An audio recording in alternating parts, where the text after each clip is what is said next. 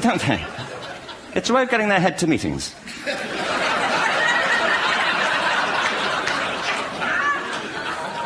If you want real evidence of out-of-body experiences, by the way, get yourself along to a residential conference for senior academics and pop into the discotheque on the final night. And there you will see it. Grown men and women writhing uncontrollably off the beat.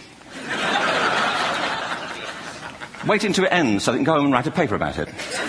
Now, our education system is predicated on the idea of academic ability. And there's a reason. The whole system was invented around the world. There were no public systems of education really before the 19th century. They all came into being to meet the needs of industrialism. So the hierarchy is rooted on two ideas. Number one, that the most useful subjects for work are at the top. So you were probably steered benignly away from things at school when you were a kid, things you liked, on the grounds you would never get a job doing that. Is that right? Don't do music, you're not going to be a musician. Don't do art, you won't be an artist. Benign advice. Now, profoundly mistaken. The whole world is engulfed in a revolution. And the second is academic ability, which has really come to dominate our view of intelligence because the universities designed the system in their image. If you think of it, the whole system of public education around the world is a protracted process of university entrance. And the consequence is that many highly talented, brilliant, creative people think they're not. Because the thing they were good at school wasn't valued or was actually stigmatized. And I think we can't afford to go on that way. In the next 30 years, according to UNESCO, more people worldwide will be graduating through education than since the beginning of history. More people. And it's the combination of all the things we've talked about, technology and its transformational effect on work, and demography and the huge explosion in population. Suddenly, degrees aren't worth anything. Isn't that true? When I was a student, if you had a degree, you had a job. If you didn't have a job, it's because you didn't want one. And I didn't want one, frankly. So, but now, kids with degrees are often heading home to carry on playing video games.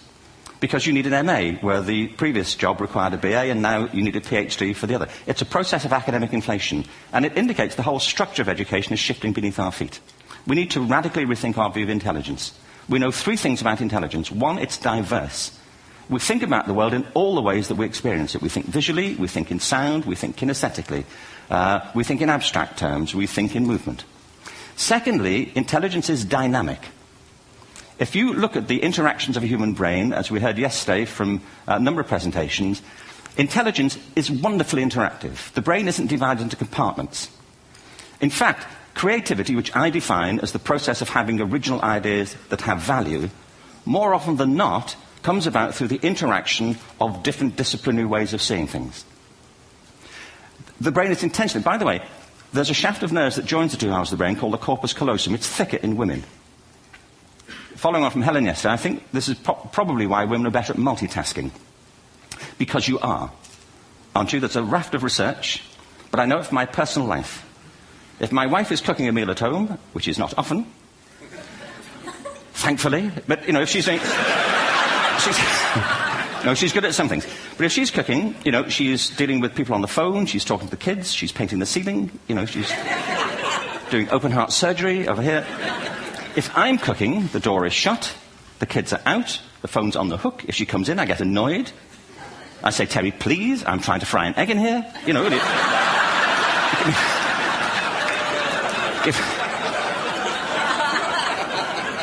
Give me a break. Actually, do you know that old philosophical thing? If a tree falls in a forest and nobody hears it, did it happen? Remember that old chestnut? I saw a great T-shirt, really, recently, which said, if a man speaks his mind in a forest and no woman hears him, is he still wrong?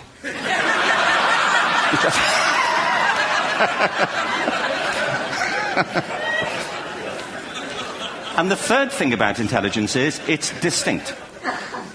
I'm doing a new book at the moment called Epiphany, which is based on a series of interviews with people about how they discovered their talent.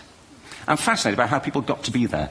It's really prompted by a conversation I had with a wonderful woman who most people have never heard of. She's called Gillian Lynn. Have you heard of her? Some have.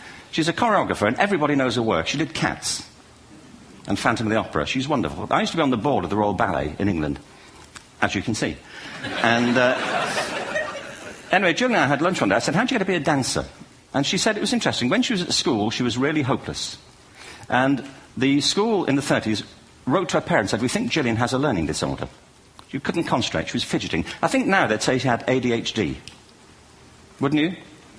But this was the 1930s, and ADHD hadn't been invented, at this point, so it wasn't an available condition. People weren't aware they could have that. Anyway, she went to see this specialist. So this oak-panelled room, and she was there with her mother, and she was led and sat on this chair at the end, and she sat on her hands for 20 minutes while this man talked to her mother about all the problems Gillian was having at school.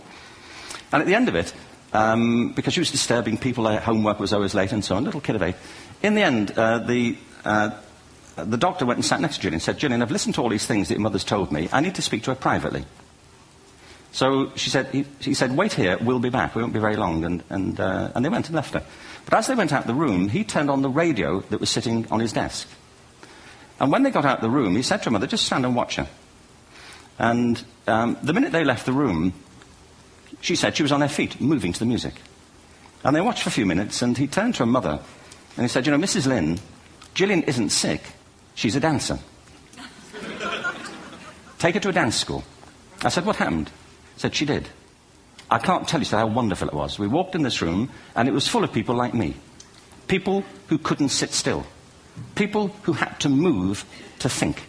Who had to move to think. They did ballet, they did tap, they did jazz, they did modern, they did contemporary. She was eventually auditioned for the Royal Ballet School. She became a soloist. She had a wonderful career at the Royal Ballet.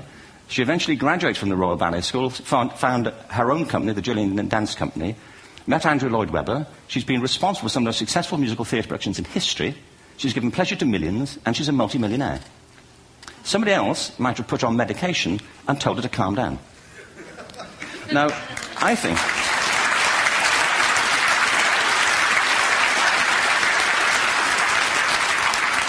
What I think it comes to is this. Al Gore spoke the other night about ecology and the revolution that was triggered by Rachel Carson. I believe our only hope for the future is to adopt a new conception of human ecology, one in which we start to reconstitute our conception of the richness of human capacity. Our education system has mined our minds in the way that we strip mine the earth for a particular commodity, and for the future it won't serve us.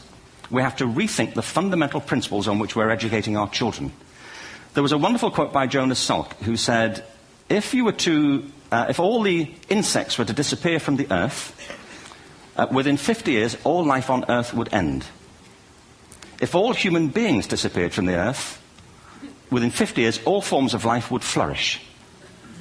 And he's right. What TED celebrates is the gift of the human imagination. We have to be careful now that we use this gift wisely and that we avert some of the scenarios that we've talked about. And the only way we'll do it is by seeing our creative capacities for the richness they are and seeing our children for the hope that they are. And our task is to educate their whole being so they can face this future. By the way, we may not see this future, but they will. And our job is to help them make something of it. Thank you very much. Bravo. Here, here. Good.